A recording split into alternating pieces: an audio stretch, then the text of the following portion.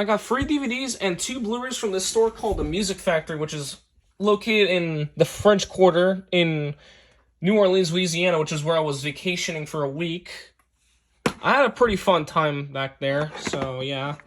It was also my very first vacation, too. So that's pretty nice.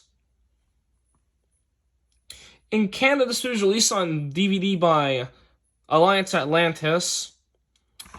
And I do know this movie, the director of this movie had a lot of disagreements with both the studio and the main star, Edward Norton.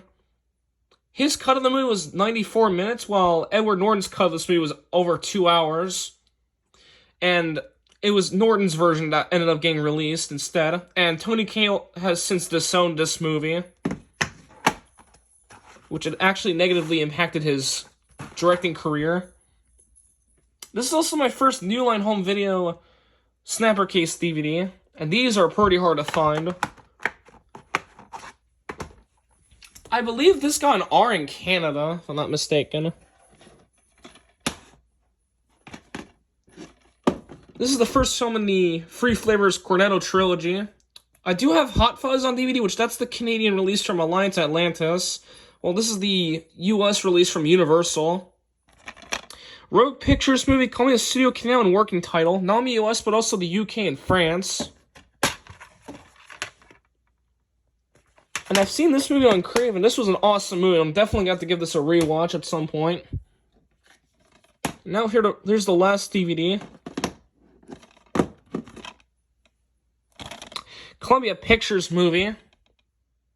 And this movie is rather well known since it was produced on a budget of $7,000, which is insane.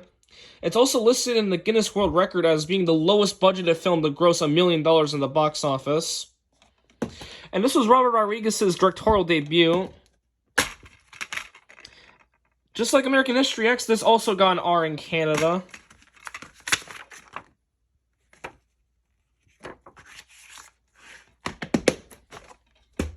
Now for the 2 Blu-rays.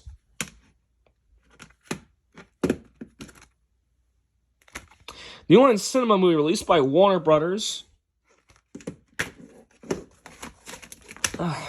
Sorry about that.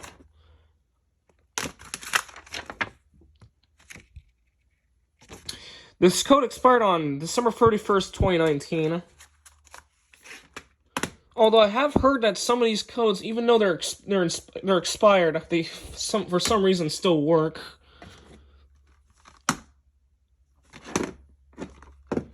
I do like Seth Rogen, so why not get this movie? Columbia Pictures movie, Columbia Mandate Pictures. I do know this movie recently aired on Cinepop with the 13 plus language, violence, and horror viewer advisory, which I think is pretty interesting. Credit to the Stupid I Call Fan 2009, formerly Felix the Bear Yonder. And since this is an older Sony Blu-ray, there's inside artwork. Not sure why they stopped putting inside artwork on their new releases.